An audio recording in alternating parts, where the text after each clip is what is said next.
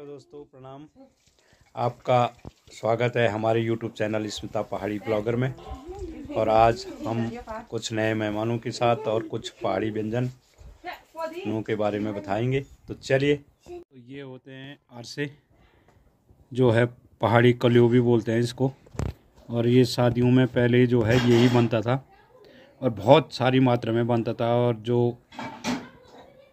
जो है अपने मायके ध्यान वगैरह जो आ रखी होती थी, जो रिश्तेदार सारे आ रखे होते थे, उनको जो है 1-2 किलो बांध के दिया जाता था। और ये देखिए, नेचुरल देसी खाद बारीक सी हो रखी है, गोबर की है और यही खेतों में पड़ती है।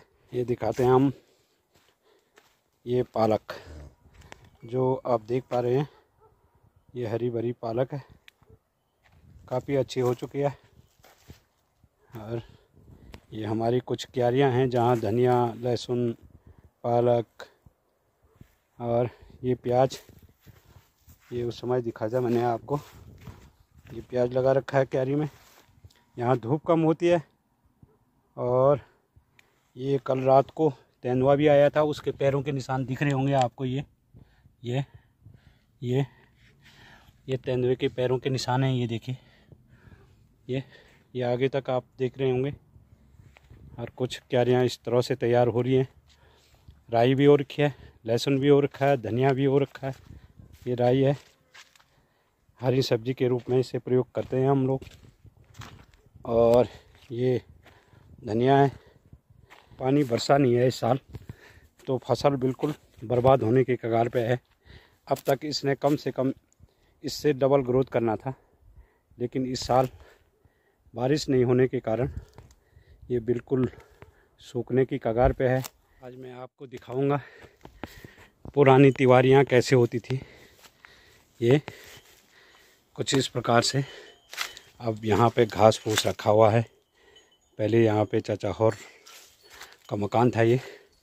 अब छोड़ने के बाद ये जीर्ण शीर्ण अवस्था में है। लेकिन ये देखिए, इस तरह की हाइट होती थी, दरवाज़ों की ज़्यादा नहीं होती थी। इसको वबरा बोलते थे। और ऊपर वाले को ये खिड़की लगी हुई है, ये दरवाज़ा है।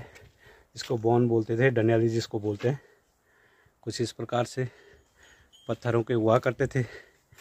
और जो सबसे बड़ा भूकंप हमारे उत्तराखंड के अंदर आया था, इन मकानों ने वो भी सह रखा है। तो पत्थर की चिनाई बहुत मजबूत होती थी। 70 साल तो हो चुके होंगे। ये देखिए, आज भी खड़ा है जर्जर स्थिति में, लेकिन फिर भी अभी पत्थरों की वो दीवारें हैं जिसने इसको थाम रखा है, इसका वेट। आज हैं हम नए मेहमानों के साथ। और ये वैसे तो हैं पौड़ी गढ़वाल के रहने वाले, लेकिन रहते हैं दिल्ली। और परसों से 2 दिन ये हमारे पास रहे, तूनात में ट्रैकिंग करी।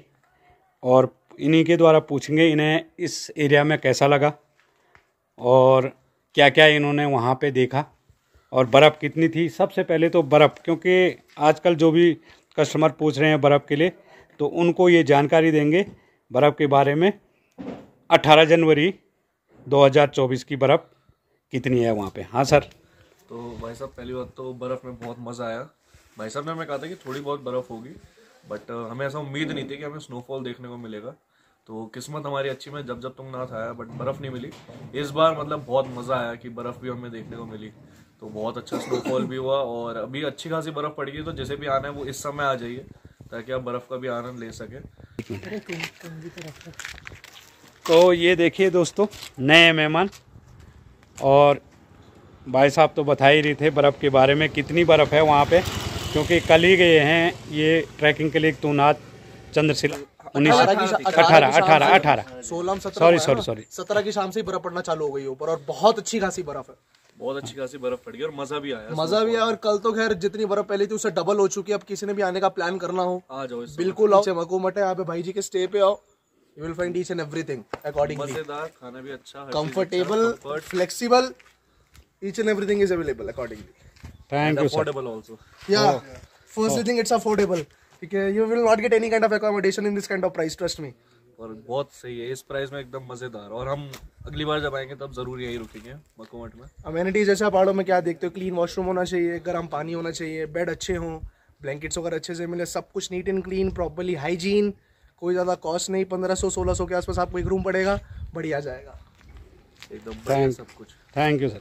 तो दोस्तों आज का ब्लॉग अब यहीं पे समाप्त करते हैं। वीडियो पसंद आई तो लाइक एंड सब्सक्राइब और शेयर ज़रूर कीजिएगा। तब तक के लिए जय हिंद, जय भारत, जय उत्तराखंड।